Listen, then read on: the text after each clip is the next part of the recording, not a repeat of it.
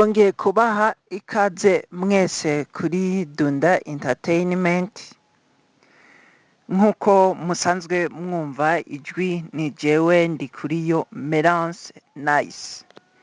Rero kuri Dunda Entertainment mugize imisi mwumva hacako ibiganiro bigenda vyihariye ku vyerekeranye no gufungura neza, ku vyerekeranye n'amagara meza kuri twese. Ivyo rero tukagenda tubikura ku mbuga zitandukanye, bimwe tukabikura kuri Google Chrome, ibindi tukabikura hirya no hino. Rero turaheza tukagerageza tukababwira ukungene umuntu yovyifatamwo, kuko nk'uko musanzwe mubibona abantu benshi baraheza bakagwara bivanye n'ingene bataja batahura ingene bashobora gufungura. Nk'akarorero kuva ruguru, nka jewe nsanzwe mvuka ruguru hagati, aho ushobora gusanga umuntu ashobora kumara indwi inisomene canke icumwero aheza agafungura ibintu bibiri gusa. Iyo ibiharage vyeze abantu baraheza bagafungura ibiharage cane. Iyo ibijumbu vyeze abantu barafungura ibijumbu cane. Rimwe rimwe bikoza ibiharage, kenshi bakagira ubugari. Ico gihe iceze nico baca bafungura cane gusumba ikindi. Iyo heze ibijumbu ukunda gusanga abantu kubera arivyo bakunda kuronka babisuma cane canke bakabiteka cane kubera arivyo baba basanzwe biyereje, canke ugasanga ibigori bireze mw'iyara ry'ibigori, abantu baratunzwe no kotsa ibigori canke bagatungwa no kurya ifu no kurya ubugari bw'ibigori. Ugasanga ivyo barabibayemwo indwi imwe, zibiri, zitatu batungwa n'ifu y'ibigori kubera bariyo yeze.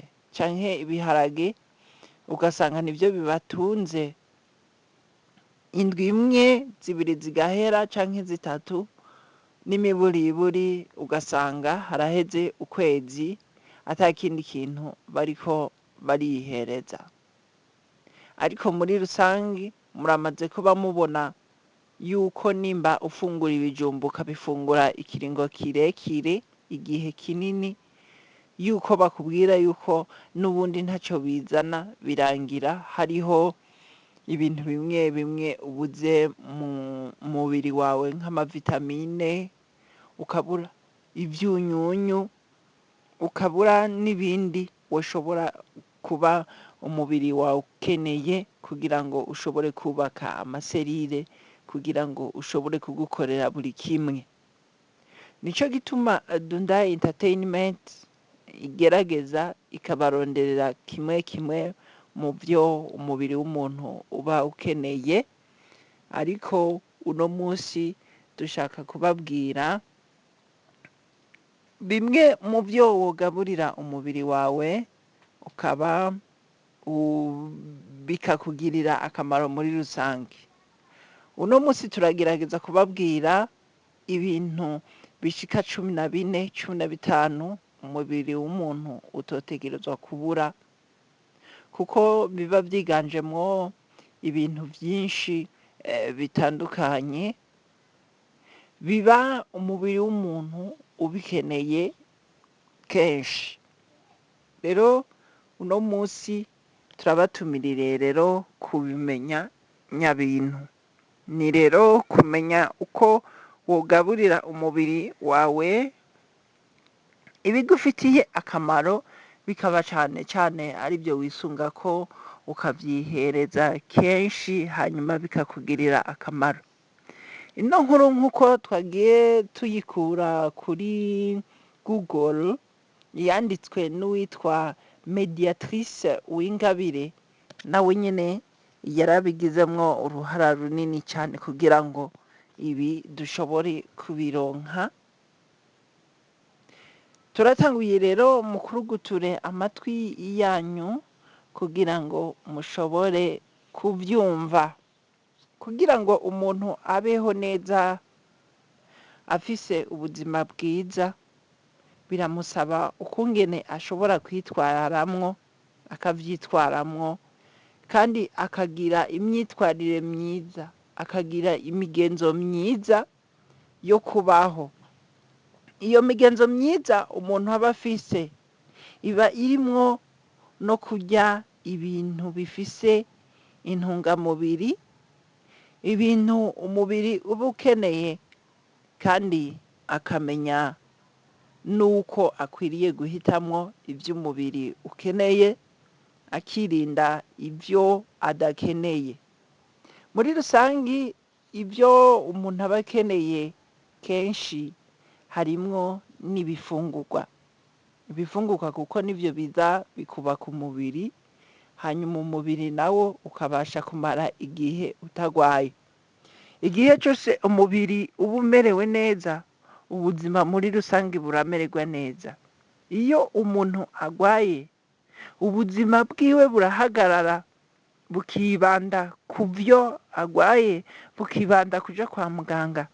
Kandi mumenye yuko iyo umuntu agwaye, umuryango muri rusangi uba ugwaye, kuko nimba hagwaye umupapa uca umenya ko abana bataja kw'ishuri neza, umumama nawe nyene ntaba amerewe neza, haba kugemura, haba gukoresha amahera wokoresheje ibindi bintu. Muca mwumva rero yuko umuntu iyo akomeye mu muryango ahubwo haba harimwo n'iterambere. Iryo naryo ni kimwe mu bitera umuntu atagwara, habamwo gufungura. Gufungura rero kutagira inzara. Muri uko gufungura niho umuntu aheza agaca aronkeramwo ubwo bwoko bw'ibifungurwa bitandukanye, agaheza akabironka. Kugira rero umuntu rero abeho neza nk'uko twabivuze, nuko aba afise ubuzima bwiza. Ubwo buzima rero bikaba bimusaba ukwitwara, imyitwarire myiza iba irimwo no kurya, kunwa ibintu, ivyo bintu bikaba bifise intungamubiri umubiri uba ukeneye, kandi akamenya nuko akwiriye guhitamwo ivyo umubiri uba ukeneye, kandi akirinda ivyo umubiri uba udakeneye. Kwa kungene umuntu ashobora kugenda akanwa inzoga, ntiyibagirwe yuko izo nzoga ziba zirimwo bimwe mu bituma umubiri wankirika n'ingoga bigatuma agwara. Inzoga zirimwo imyambiro ikaze, inzoga ziba zirimwo imyambiro ikaze, ukaheza ukazinwa igihe kirekire, biraheza bikaza bikankiriza umubiri wawe, bikawubuza gukora neza. Ibihimba bimwe bimwe bigenga umuntu, bigize umuntu, bimufasha kubaho mu buzima bwa misi yose, aho haba harimwo ubwonko, hakaba harimwo umutima, hakaba harimwo amaraso, hakaba harimwo umushishito, hakaba harimwo amahaha, hakaba harimwo amafyigo, hakaba harimwo n'ibihimba bisohora imyanda. Ivyo vyose muravyumva yuko iyo biriko birankirika nk'igitigu, yuko no mu vyo gufungura utaba ugifungura neza ngo bigende neza. Hakaba n'ibi bindi biba vyankiritse, kuko iyo igitigu cankiritse, amafyigo arankirika, amafyigo bigahereza umutima, umutima ugahereza ubwenge. Umuntu nkuko twagiye tubivuga, umuntu ameze nk'imodoka. Iyo imodoka ipfuye akantu kamwe, bituma n'akandi kaca gapfa, imodoka bikayinanira kuva hiri ngo ishobore kugenda. N'umuntu rero agenda yankirika buri kamwe. Nimba wankiritse amaso, hirya y'ejo hazokwankirika amahaha. Nimba wankiritse amenyo, hirya y'ejo hazokwankirika ikindi kintu. nimba hankiritse amafyigo uno munsi ejo hazokwankirika igitigu, nimba hankiritse igitigu uno munsi ejo hazokwankirika umushishito. Kandi mukamenya yuko umushishito nawo nicyo kintu cya mbere cyakira buri kimwe. Umushishito wakira ibyo dufungura, umushishito wakira ibyo tunywa, umushishito wakira ibintu byinshi. Ibyo byose bikagenda byitaransformamwo ibyo twita ama-oxida. Ayo ma-oxida ni ubwarara umubiri uheze ukakira, maze igitigu kigaca kinanirwa n'ingene gishobora kuvyakira, kigaca kigwara. Igihe kigwaye kiraheza kikaremerwa, arivyo vya bindi uhora wumva ngo ni hepatite B, hepatite C n'ibindi.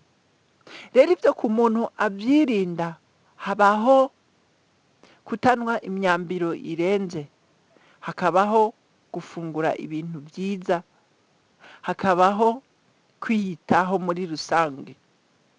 Rero muri ivyo nico gituma tugenda tubabwira bimwe muri ivyo byose, ukazosanga umuntu ntiyihereza ivyamwa, ukazobona amakaroti, ukabona amapasteke, ukabona amashu y'ubwoko bwose, ukabona ivyamwa harimwo amatomati, hakabamwo imihwi, hakabamwo n'ibindi byinshi, ukabonamwo ivyema, eka noneho za parti vya bice nako bitatu ndemamubiri, ntanganguvu, nsanganyangaburo.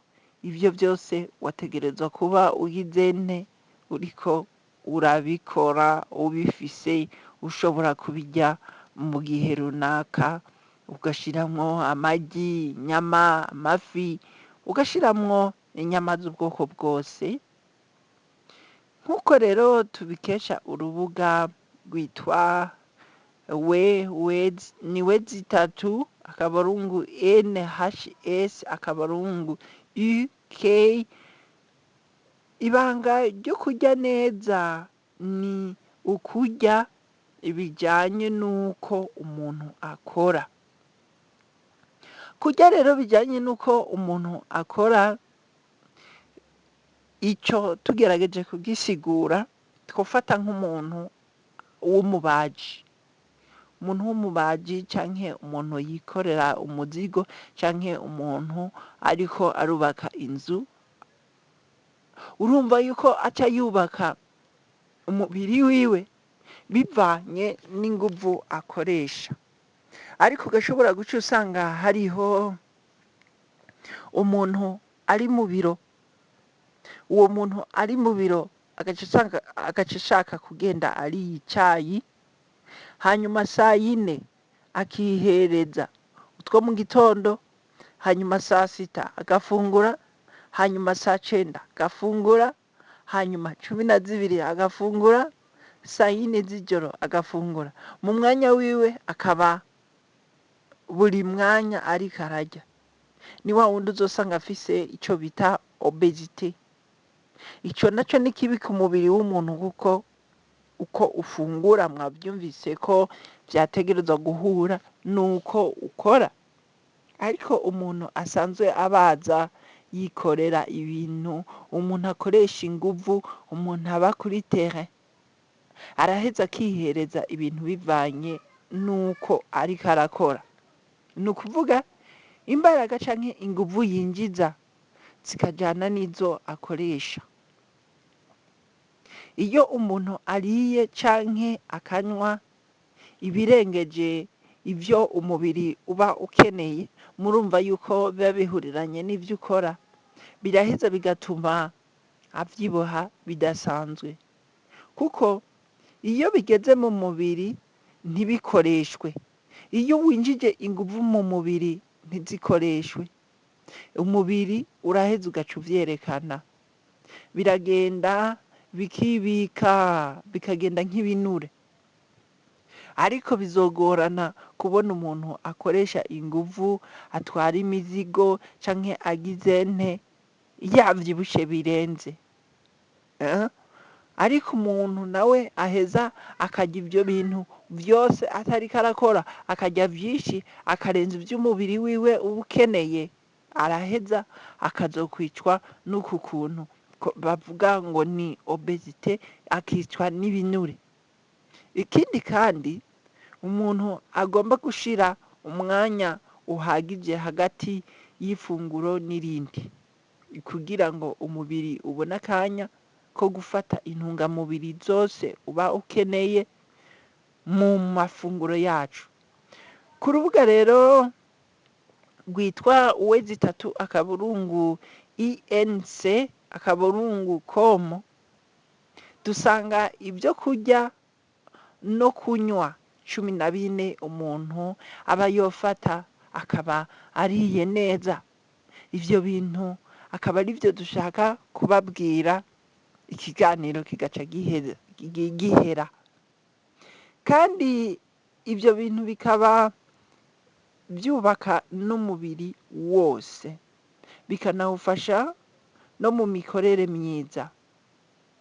Ivyo byo kurya no kunywa biba bifisemwo intungamubiri nyinshi, bikanafasha umubiri ugukenerwa, bigafasha iby'umubiri uheza ugakenerwa neza, nk'uko biba byifisemwo ibintu bikiza indwara zimwe na zimwe, birinda kubyimbirwa, bikarinda umubiri kubyimbirwa, bikarinda umubiri kugira obesite, kwa kungene bufise ukungene ibyo uba wariye byarengeye umubiri, bigashobora no kwica udukoko twankiriza canke duhungabanya ukungene umubiri ukora, icitwa harmful bacteria, ndetse bikongereza umubiri ubudahangarwa. Rero mwese turabatumirira kugira ngo bino bintu 14 dushobore kubiyagira hamwe. Icambere turaje ku mavoka. Avoka ni urubuto rugira amavuta menshi kandi meza, rukaba rufasha amaraso gutembera neza mu mubiri, cyo kimwe n'amaraso gutembera mu mubiri, rugafasha ubwonko kugira ubuzima bwiza, ndetse rukagabanya n'umuvuduko w'amaraso. Twaragerageje kuvuga avoka, turavuga yuko avoka amababi yayo canke ibibuto vyayo dushobora kubikoresha nk'icayi. Twaravuze amavoka yuko ari kirumara mu buzima bw'umuntu. Ubu naho twongeye yuko amavoka agira amavuta menshi, kandi ayo mavuta akaba ari meza, akaba anafasha amaraso gutembera neza umubiri, akaba anafasha ubwonko kugira ubuzima bwiza, ndetse bukagabanya n'umuvuduko w'amaraso. Ikigira kabiri, reka tugende kw'ibyo bita ibiharage. Mu Kinyarwanda bavuga yuko ari ibishimbo. Ibishimbo bikungahaye cyane ku butare, ubwo butare bwitwa fer, cyo kimwe n'icyo bita fibre. Ivyo byose bikaba bituma ibinure bihora ku rugero ruringaniye. Murumva yuko ibiharage biza gutuma ibinure bigira ku rugero ruringaniye, bikanagabanya ibyago byo kurwara indwara z'umutima, ndetse bikanakumira indwara ya kanseri. Ikigira gatatu, reka tukibabwire naco, inkere, arico bita inkeri mu Kinyarwanda. Ubwoko bw'inkeri rero ni bwinshi, ariko ubwoko ubwo ari bwo bwose bw'inkeri buba bwifisemwo ico bita fibre, arizo bita antioxida na antioxida nyene. Rero ku buryo iyo inkere ziriwe kenshi ziheza zigafasha uwuzirya guhorana umubiri ndetse n'ubwonko bukora neza, byose bigakora neza. Inkere zigabanya ibyago byo kurwara indwara yitwa Alzheimer, ya ndwara yo kwibagirwa. Iyo nayo ikaba irangwa no kwibagirwa cyane burundu. Iyo ndwara ikaba ikunda gufata abantu bageze mu zabukuru, ariko kenshi nayo nyene irashobora gufata abantu bakiri bato, mugabo cyane cyane abantu bageze mu zabukuru. Ico cyari cya gatatu. Inkere zari izigira gatatu. Ikigira kane hari icyo twita brokoli. Brokoli ni iki? Ni imboga z'ivyatsi zikungahaye kuri vitamine C, A na K. Izo vitamine zikaba zikumira ibivyimba vya kanseri. Murabyumva, icyitwa brokoli. Ico kirero kikaba kigira kane. Dusimbire kugira gatanu, icyitwa dark chocolate, shokora yirabura. Iyo shokora iriwe ku rugero ariko umuntu akayirya kenshi, bimufasha kubona za antioxidant z'umwimerere, zikaba zituma ahorana akanyamuneza no gukurikira icyo akora neza nta kurangara. Muca mwumva rero yuko shokora noir, dark chocolate, cyangwa shokora y'umukara, shokora yirabura, yuko ifise akamaro kadasanzwe. Iyo ni iya gatanu. Iya gatandatu ni amagi. Amagi rero akaba afasha amaso gukora neza, ndetse ukayarinda n'uruhumyi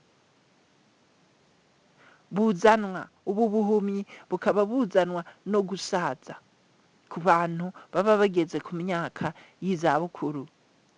Ikindi kandi amagi arinda uruhu kwankirizwa n'imirasire y'izuba. Kujya kuntu usanga umuntu ari ahantu hari izuba, amagi araheza agafasha ubwonko gukora neza.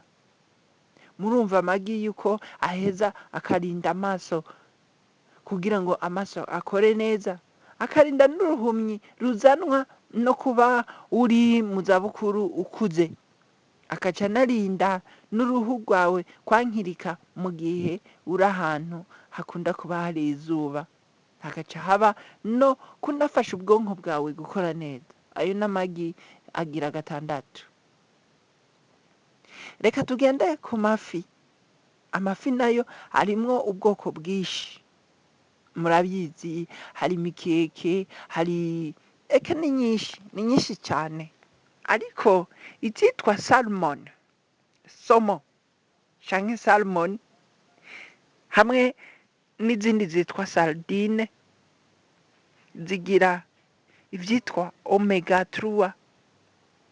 Ivyo bikaba ari ingenzi mu mikorere myiza y'ubwonko. Muca mwumva rero yuko amafi ari ukuyakunda. Hakaba icyo bita ibiyoba, icyo nacyo kigira 8. Ibiyoba nabyo babyita mu kinyarwanda ubunyobwa, ndetse canke ibihwagari. Kurya ibiyoba rero canke ivyema ndetse n'ibihwagari nabyo bizanira umuntu icyo bita omega 3. Iyo omega 3 bigafasha mu gukora neza k'umutima. Ikindi kandi iyo omega 3 igabanya ibinure biri mu mubiri, ikongereza ibinure vyiza biri mu mubiri, kandi igabanya ibinure bibi biri mu mubiri, kandi ikongera ibinure vyiza biri mu mubiri. Ibyo bikaba ibyo biribwa bikaba birimo omega ya 3, kandi bikaba birinda za diabete zimwe na zimwe, indwara z'umutima, bikagabanya ibyago byo kurwara kanseri ndetse no guturika imitsi yo mu mutwe. Icyo bita icyenda, ikigira icyenda nacyo ni amacunga. Amacunga, abantu benshi bazi ko amacunga ari vitamine C, ariko hari abazi ko iyo vitamine C ari iy'ingenzi cyane mu iremwa ry'uturemangingo tw'amaraso twera, icyo bita white blood cells, ndetse no kongera abasirikare mu mubiri bafasha umubiri guhangana n'indwara. Imboga za epinari twagiye tuzibona gake mu bifungurwa tugenda dufungura. Epinari benshi iyo bazibonye bavuga yuko hari ibintu byo mu ishyamba gutyo, ariko epinari abazizi nibo bazirya, kandi kubera ziboneka ari nkeya mu gihugu cyacu cy'u Burundi, ziraheze zikazimba. Epinari zikungahaye kuri za vitamine n'ubutare butandukanye ndetse na fibre. Ubushakashatsi bwerekanye ko kurya epinari kenshi byakumira kanseri ifata intanga z'abagore, kanseri y'ibere, kanseri canke n'ibindi. Icya 11, reka tubabwire ibijumbu. Ibijumbu twari twabigarutse ko, reka tubigaruka ko n'ubu. Ibijumbu bikaba bikungahaye muri vitamine A. Iyo bitaniye ikaba ari ingenzi mu kongera ubudahangarwa bw'umubiri, ndetse ikaba ifasha ubuzima bw'amagufa mu mikorere myiza y'amaso. Ikindi twababwira kigira 12 ni icyayi. Ubushakashatsi bwagaragaje ko icyayi gifasha mu kurwanya indwara ya Alzheimer, diyabete na kanseri. Ikindi kandi icyayi cyongera ubuzima bw'amagufa, amenyo n'ishinyo. Murumva rero ko mucamuhamagarirwa gukoresha neza icyayi, bikazoheza bikabasaba gukora neza. Ikigira 13 ni inyanya. Inyanya dukunze kuzivuga nk'itomati mu Burundi. Inyanya rero zikaba zikungahaye ku citwa lycopene.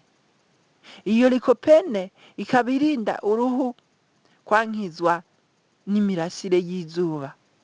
Inyanya rero zikaba zigabanya ibinure bibi mu mubiri, zikanarinda kanseri zimwe na zimwe.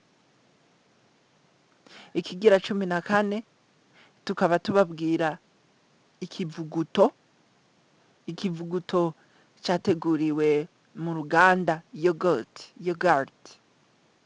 Muramaze kunywa ikivuguto cyateguriwe mu ruganda, ikivuguto cy'amata. Muramaze kumva yuko umenga kirasosa kimeze neza. Icyo gihe icyo kivuguto kiraheza kikagufasha ibitari bike mu buzima. Ni wacihereza rero uzomenye yuko uriko wihereza mu bintu 14 umubiri w'umuntu uba ukeneye. Icyo kivuguto aricyo bita yogurt. Igira za bagiteria z'ubwoko bwiza, zikaba zigabanya indwara zo mu mara, kandi kuko yogurt ikungahaye kuri calcium irinda indwara y'amagufa ariyo bita osteoporosis. Rero murumva ko dusanzwe duhejeje kubabwira ibintu bishika 14. Ivyo navyo ni ibifungurwa umuntu yategerezwa kwihereza kugira ngo umubiri wiwe uheze ugire umubiri mwiza utomoye umere neza. Twatanguye tukubwira tuti kugira ngo umuntu abeho neza afise ubuzima bwiza, byamusaba imyitwarire myiza irimo no kurya kunwa ibintu bifise intungamubiri umubiri uba ukeneye, kandi akanamenya uko akwiriye guhitamwo ivy'umubiri wiwe uba ukeneye, akirinda ivyo umubiri utaba ukeneye. Twabibabwiye ko twagiye tubitegurirwa n'umumediatrice Uwingabire.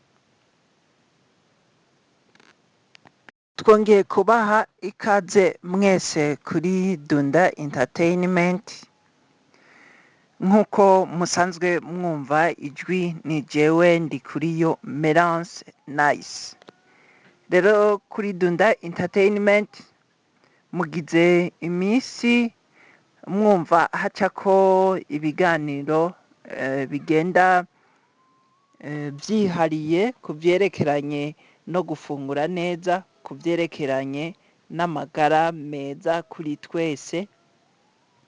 Ivyo rero tukagenda tubikura ku mbuga zitandukanye, bimwe tukabikura kuri Google Chrome, ibindi tukabikura hirya no hino. Rero turaheza tukagerageza tukababwira ukungene umuntu yovyifatamwo, kuko nk'uko musanzwe mubibona abantu benshi baraheza bakagwara bivanye n'ingene bataja batahura ingene bashobora gufungura. Nk'akarorero kuva ruguru, nka jewe nsanzwe mvuka ruguru hagati, aho ushobora gusanga umuntu ashobora kumara indwi inisomene canke icumwero aheza agafungura ibintu bibiri gusa. Iyo ibiharage vyeze abantu baraheza bagafungura ibiharage cane. Iyo ibijumbu vyeze abantu barafungura ibijumbu cane. Rimwe rimwe bikoza ibiharage, kenshi bakagira ubugari. Ico gihe iceze nico baca bafungura cane gusumba ikindi. Iyo heze ibijumbu ukunda gusanga abantu kubera arivyo bakunda kuronka babisuma cane canke bakabiteka cane kubera arivyo baba basanzwe biyereje, canke ugasanga ibigori bireze mw'iyera ry'ibigori, abantu baratunzwe no kotsa ibigori canke bagatungwa no kurya ifu no kurya ubugari bw'ibigori. Ugasanga ivyo barabibayemwo indwi imwe, zibiri, zitatu batungwa n'ifu y'ibigori kubera bariyo yeze. Canke ibiharage ugasanga nivyo bibatunze indwi imwe, zibiri zigahera canke zitatu, n'imiburiburi ugasanga haraheze ukwezi ata kindi kintu bariko barihereza. Ariko muri rusangi muramaze kuba mubona yuko nimba ufungura ibijumbu ukabifungura ikiringo kirekire, igihe kinini, yuko bakubwira yuko n'ubundi ntaco bizana, birangira hariho ibintu bimwe bimwe ubuze mu mubiri wawe, nk'amavitamine, ukabura ivyunyunyu, ukabura n'ibindi woshobora kuba umubiri wawe ukeneye kugira ngo ushobore kubaka amaserire, kugira ngo ushobore kugukorera buri kimwe. Nico gituma Dunda Entertainment igerageza ikabaronderera kimwe kimwe mu vyo umubiri w'umuntu uba ukeneye. Ariko uno musi dushaka kubabwira bimwe mu vyo wogaburira umubiri wawe ukaba bikakugirira akamaro muri rusange. Uno musi turagerageza kubabwira ibintu bishika 14, 15 umubiri w'umuntu utotegerezwa kubura, kuko biba vyiganjemwo ibintu vyinshi bitandukanye biba umubiri w'umuntu ubikeneye kenshi. Rero uno musi turabatumirire rero kubimenya nyabintu. Ni rero kumenya uko wogaburira umubiri wawe ibigufitiye akamaro bikaba cane cane ari byo wisunga ko ukavyihereza kenshi hanyuma bikakugirira akamaro. Ino nkuru nk'uko twagiye tuyikura kuri Google yanditswe n'uwitwa Mediatrice Uwingabire, nawe nyene yarabigizemwo uruhara runini cyane kugira ngo ibi dushobore kubironka. Turatanguye rero mu kuruguture amatwi yanyu kugira ngo mushobore kuvyumva. Kugira ngo umuntu abeho neza afise ubuzima bwiza, biramusaba ukungene ashobora kwitwararamwo, akavyitwaramwo, kandi akagira imyitwarire myiza, akagira imigenzo myiza yo kubaho.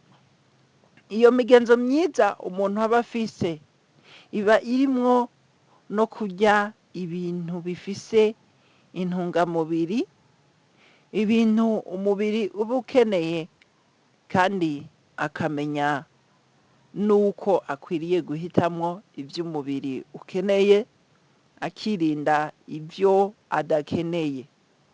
Muri rusangi ivyo umuntu aba akeneye kenshi harimwo n'ibifungurwa. Ibifungurwa kuko nivyo biza bikubaka umubiri, hanyuma umubiri nawo ukabasha kumara igihe utagwaye. Igihe cyose umubiri uba umerewe neza, ubuzima muri rusange buramererwa neza. Iyo umuntu agwaye, ubuzima bwiwe burahagarara, bukibanda ku vyo agwaye, bukibanda kuja kwa muganga.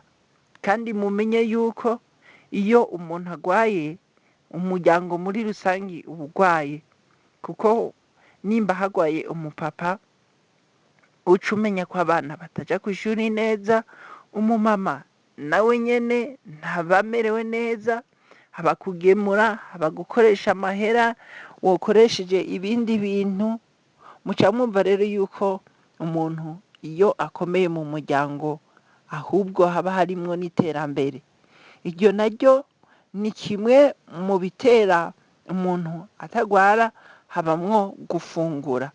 Gufungura rero kutagira inzara. Muri uko gufungura niho umuntu aheza agaca aronkeramwo ubwo bwoko bw'ibifungurwa bitandukanye, agaheza akabironka. Kugira rero umuntu rero abeho neza nk'uko twabivuze, nuko aba afise ubuzima bwiza. Ubwo buzima rero bikaba bimusaba ukwitwara imyitwarire myiza, iba irimo no kurya, kunwa ibintu, ivyo bintu bikaba bifise intungamubiri umubiri uba ukeneye, kandi akamenya nuko akwiriye guhitamwo ivyo umubiri uba ukeneye, kandi akirinda ivyo umubiri uba udakeneye. Kwa kungene umuntu ashobora kugenda akanwa inzoga, ntiyibagirwe yuko izo nzoga ziba zirimwo bimwe mu bituma umubiri wankirika n'ingoga, bigatuma agwara. Inzoga zirimwo imyambiro ikaze, inzoga ziba zirimwo imyambiro ikaze, ukaheza ukazinwa igihe kirekire, biraheza bikaza bikankiriza umubiri wawe, bikawubuza gukora neza. Ibihimba bimwe bimwe bigenga umuntu, bigize umuntu, bimufasha kubaho mu buzima bwa misi yose, aho haba harimwo ubwonko, hakaba harimwo umutima, hakaba harimwo amaraso, hakaba harimwo umushishito, hakaba harimwo amahaha, hakaba harimwo amafyigo, hakaba harimwo n'ibihimba bisohora imyanda. Ivyo vyose muravyumva yuko iyo biriko birankirika nk'igitigu, yuko no mu vyo gufungura utaba ugifungura neza ngo bigende neza. Hakaba n'ibi bindi biba vyankiritse, kuko iyo igitigu cankiritse, amafyigo arankirika, amafyigo bigahereza umutima, umutima ugahereza ubwenge. Umuntu nk'uko twagiye tubivuga, umuntu ameze nk'imodoka. Iyo imodoka ipfuye akantu kamwe bituma n'akandi kaca gapfa, imodoka bikayinanira kuva aho iri ngo ishobore kugenda. N'umuntu rero agenda yankirika buri kamwe. Nimba wankiritse amaso, hirya y'ejo hazokwankirika amahaha. Nimba wankiritse amenyo, hirya y'ejo hazokwankirika ikindi kintu. Nimba hankiritse amafyigo uno munsi, ejo hazokwankirika igitigu. Nimba hankiritse igitigu uno munsi, ejo hazokwankirika umushishito. Kandi mukamenya yuko umushishito nawo nicyo kintu cya mbere cyakira buri kimwe. Umushishito wakira ibyo dufungura, umushishito wakira ibyo tunywa, umushishito wakira ibintu byinshi. Ibyo byose bikagenda byitaransformamwo ibyo twita ama-oxida. Ayo ma-oxida ni ubwarara umubiri uheze ukakira, maze igitigu kigaca kinanirwa n'ingene gishobora kuvyakira, kigaca kigwara. Igihe kigwaye kiraheza kikaremerwa, ari byo bya bindi uhora wumva ngo ni hepatite B, hepatite C n'ibindi. Rero ibyo ku muntu abyirinda, habaho kutanwa imyambiro irenze, hakabaho gufungura ibintu byiza, hakabaho kwiyitaho muri rusange. Rero muri ibyo nicyo gituma tugenda tubabwira bimwe muri ibyo byose. Ukazosanga umuntu ntiyihereza ibyamwa, ukazobona amakaroti, ukabona amapasiteke, ukabona amashu y'ubwoko bwose, ukabona ivyamwa harimwo amatomati, hakabamwo imihwi, hakabamwo n'ibindi byinshi, ukabonamwo ivyema, eka noneho za parti vya bice nako bitatu ndemamubiri, ntanganguvu, nsanganyangaburo. Ivyo byose wategerezwa kuba uyizene, uriko urabikora, ubifise, ushobora kubijya mu gihe runaka, ugashiramwo amagi, inyama, amafi, ugashiramwo inyama z'ubwoko bwose. Nk'uko rero tubikesha urubuga rwitwa ni wezi3 akabarungu NHS akabarungu UK. Ibanga ryo kurya neza ni ukurya ibijyanye n'uko umuntu akora. Kurya rero bijyanye n'uko umuntu akora, icyo tugerageje kugisigura, twafata nk'umuntu w'umubaji. Umuntu w'umubaji canke umuntu yikorera umuzigo, canke umuntu ariko arubaka inzu. Urumva yuko aca yubaka umubiri wiwe bivanye n'inguvu akoresha. Ariko ugashobora guca usanga hariho umuntu ari mu biro, uwo muntu ari mu biro agaca ashaka kugenda ari icayi, hanyuma saa 4 akihereza utwo mu gitondo, hanyuma saa 6 agafungura, hanyuma saa 9 agafungura, hanyuma 12 agafungura, saa 4 z'ijoro agafungura. Mu mwanya wiwe akaba buri mwanya ariko ararya. Ni wa wundi uzosanga afise ico bita obesite. Ico naco ni kibi ku mubiri w'umuntu, kuko uko ufungura mwabyumvise ko vyategerezwa guhura nuko ukora. Ariko umuntu asanzwe abaza yikorera ibintu, umuntu akoresha inguvu, umuntu aba kuri terrain, araheza akihereza ibintu bivanye nuko ariko arakora. Ni ukuvuga imbaraga canke inguvu yinjiza zikajana n'izo akoresha. Iyo umuntu ariye canke akanywa ibirengeje ivyo umubiri uba ukeneye, murumva yuko biba bihuriranye n'ivyo ukora, biraheza bigatuma avyibuha bidasanzwe. Kuko iyo bigeze mu mubiri ntibikoreshwe, iyo winjije inguvu mu mubiri ntizikoreshwe, umubiri uraheza ugaca uvyerekana, biragenda bikibika bikagenda nk'ibinure. Ariko bizogorana kubona umuntu akoresha inguvu, atwara imizigo canke agize nte yavyibushe birenze. Ariko umuntu nawe aheza akarya ivyo bintu vyose atariko arakora, akarya vyinshi akarenza ivy'umubiri wiwe uba ukeneye, araheza akazokwicwa n'uku kuntu bavuga ngo ni obesite, akicwa n'ibinure. Ikindi kandi umuntu agomba gushira umwanya uhagije hagati y'ifunguro n'irindi, kugira ngo umubiri ubone akanya ko gufata intungamubiri zose uba ukeneye mu mafunguro yacu. Ku rubuga rero rwitwa www.enc.com dusanga ibyo kurya no kunywa 14 umuntu aba yofata akaba ariye neza. Ivyo bintu akaba ari byo dushaka kubabwira, ikiganiro kigaca gihera. Kandi ibyo bintu bikaba byubaka n'umubiri wose, bikanawufasha no mu mikorere myiza.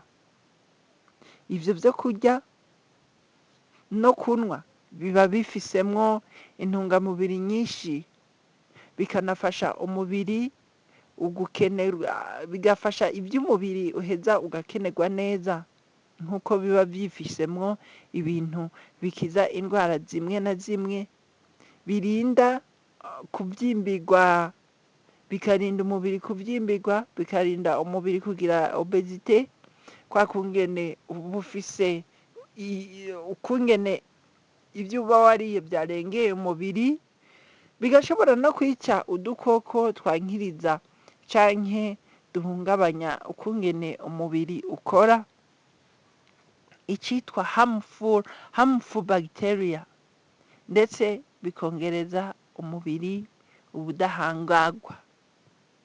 Rero mwese turabatumirira kugira ngo bino bintu 14 dushobore kubiyagira hamwe. Icambere turaje ku mavoka.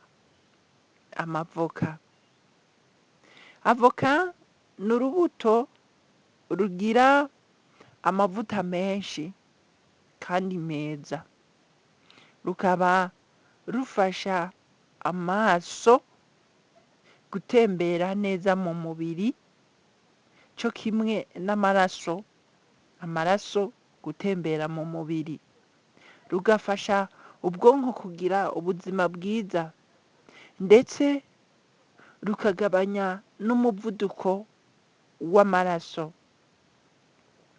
Twaragerageje kuvuga avoka, turavuga yuko avoka amababi yayo canke ibibuto vyayo dushobora kubikoresha nk'icayi. Twaravuze amavoka yuko ari kirumara mu buzima bw'umuntu. Ubu naho twongeye yuko amavoka agira amavuta menshi, kandi ayo mavuta akaba ari meza, akaba anafasha amaraso gutembera neza umubiri, akaba anafasha ubwonko kugira ubuzima bwiza, ndetse bukagabanya n'umuvuduko w'amaraso. Ikigira kabiri, reka tugende kw'ivyo bita ibiharage. Mu Kinyarwanda bavuga yuko ari ibishimbo. Ibishimbo bikungahaye cyane ku butare, ubwo butare bwitwa fer, cyo kimwe n'icyo bita fibre.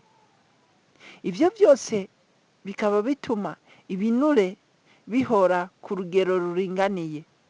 Murumva yuko ibiharage biza gutuma ibinure bigira ku rugero ruringaniye, bikanagabanya ibyago byo kurwara indwara z'umutima, ndetse bikanakumira indwara ya kanseri. ikigira gatatu reka tukibabwire naco inkere, arico bita inkeri mu kinyarwanda. Ubwoko bw'inkere rero ni bwinshi, ariko ubwoko ubwo ari bwo bwose bw'inkere buba bwifisemwo ico bita fibre, arizo bita antioxida na antioxida nyene.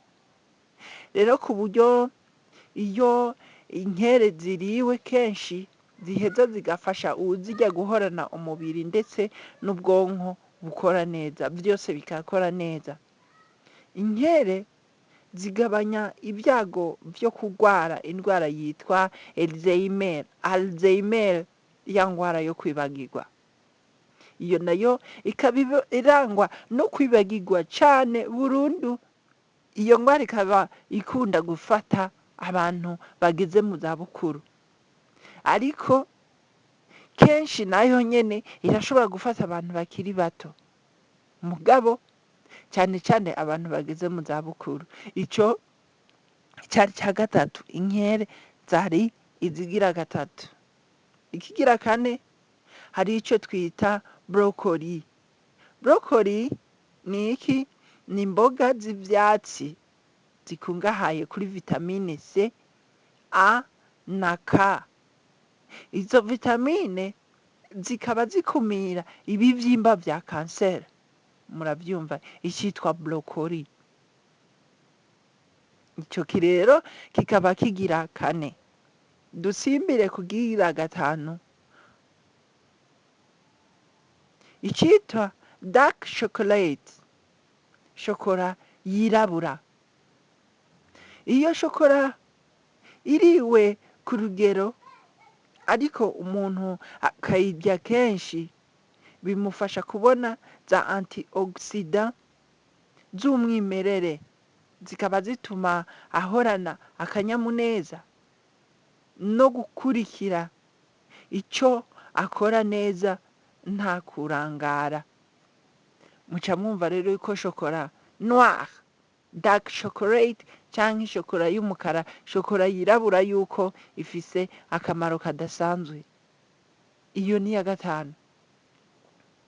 Iya gatandatu ni amagi. Amagi rero akaba afasha amaso gukora neza, ndetse ukayarinda n'uruhumyi buzanwa. Ubu buhumyi bukaba buzanwa no gusaza ku bantu baba bageze ku myaka y'izabukuru. Ikindi kandi amagi arinda uruhu kwankirizwa n'imirasire y'izuba. Kurya kuntu usanga umuntu ari ahantu hari izuba, amagi araheza agafasha ubwonko gukora neza. Murumva amagi yuko aheza akarinda amaso kugira ngo amaso akore neza, akarinda n'uruhumyi ruzanwa no kuba uri mu zabukuru ukuze, akaca anarinda n'uruhu rwawe kwankirika mu gihe uri ahantu hakunda kuba hari izuba, hagaca haba no kunafasha ubwonko bwawe gukora neza. Ayo n'amagi agira gatandatu. Reka tugende ku mafi. Amafi nayo arimwo ubwoko bwinshi, murabizi, hari imikeke, hari eka ni nyinshi cyane. Ariko izitwa salmon, somo canke salmon, hamwe n'izindi zitwa sardine, zigira ivyitwa omega 3. Ivyo bikaba ari ingenzi mu mikorere myiza y'ubwonko. Muca mwumva rero yuko amafi ari ukuyakunda. Hakaba ico bita ibiyoba, ico naco kigira 8. Ibiyoba navyo bavyita mu kinyarwanda ubunyobwa, ndetse canke ibihwagari. Kurya ibiyoba rero canke ivyema ndetse n'ibihwagari nabyo bizanira umuntu ico bita omega 3. Iyo omega 3 bigafasha mu gukora neza ku mutima. Ikindi kandi iyo omega 3 igabanya ibinure biri mu mubiri, ikongereza ibinure vyiza biri mu mubiri, kandi igabanya ibinure bibi biri mu mubiri kandi ikongera ibinure vyiza biri mu mubiri. Ibyo bikaba ibyo biribwa bikaba birimwo omega ya gatatu, kandi bikaba birinda za diyabete zimwe na zimwe, indwara z'umutima, bikagabanya ibyago byo kurwara kanseri ndetse no guturika imitsi yo mu mutwe. Icyo bita icenda, ikigira icenda naco ni amacunga. Amacunga, abantu benshi bazi ko amacunga ari vitamine C, ariko hari abazi ko iyo vitamine C ari y'ingenzi cyane mw'iremwa ry'uturemangingo tw'amaso no tw'amaraso twera, icyo bita white blood cells, ndetse no kongera abasirikare mu mubiri bafasha umubiri guhangana n'indwara. Imboga za epinari twagiye tuzibona gake mu bifungurwa tugenda dufungura. Epinari benshi iyo bazibonye bavuga yuko hari ibintu vyo mw'ishamba gutyo, ariko epinari abazizi nibo bazirya, kandi kubera ziboneka ari nkeya mu gihugu cacu c'Uburundi, ziraheza zikazimba. Epinari zikungahaye kuri za vitamine n'ubutare butandukanye ndetse na fibre. Ubushakashatsi bwerekanye ko kurya epinari kenshi vyakumira kanseri ifata intanga z'abagore, kanseri y'ibere, kanseri canke n'ibindi. Ica 11, reka tubabwire ibijumbu. Ibijumbu twari twabigarutseko, reka tubigarukeko n'ubu. Ibijumbu bikaba bikungahaye muri vitamine A. Iyo bitaniye ikaba ari ingenzi mu kongera ubudahangarwa bw'umubiri, ndetse ikaba ifasha ubuzima bw'amagufa mu mikorere myiza y'amaso. Ikindi twababwira kigira 12 ni icayi. Ubushakashatsi bwagaragaje ko icayi gifasha mu kurwanya indwara ya Alzheimer, diyabete na kanseri.